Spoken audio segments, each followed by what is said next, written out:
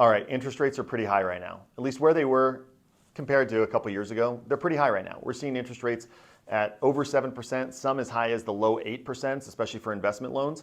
And so we've got a lot of people now wondering, is now a good time to sell, or is now a good time to buy in real estate? Because it seems like it wouldn't necessarily be.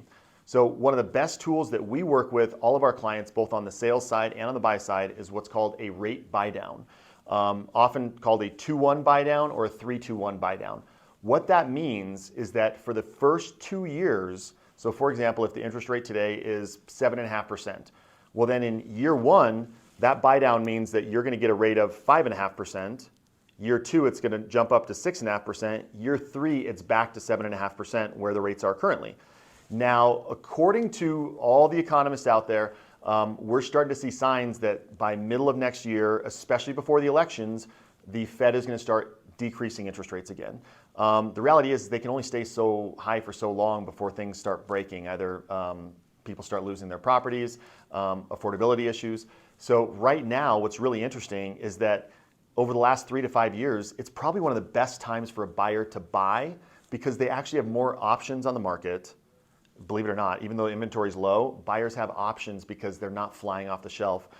We also are in a situation right now where buyers have the ability to negotiate, which if you're a seller, that may not sound good, yet if your property is in remotely good condition, and especially with any upgrades that meet current style trends, those homes are still selling really, really quick. And some are still getting multiple offers, which is crazy because you might have a house across the street that's been sitting on the market for 3 months, and then your house might get multiple offers.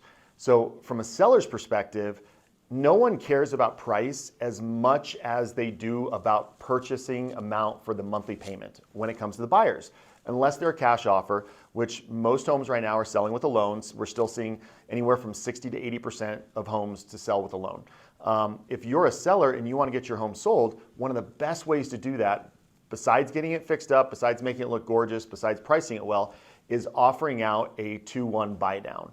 What that means to you as the seller is that that might be anywhere from 1.5% to 2% of the cost of that buyer's loan. So if they have a $500,000 loan, we're looking at $7,500 to $10,000 of expense that you as the seller would be covering for that buyer, but that might make the buyer's payment, instead of being $6,000 a month, that might make it a $5,000 a month payment, which means that we've got more buyers that we can appeal to.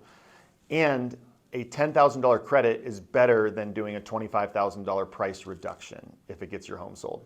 So I hope you've gotten a little bit of information out of today's little conversation about buy downs. We'd be happy to send you a couple of different lenders' contact information and the flyers where they discuss it in detail.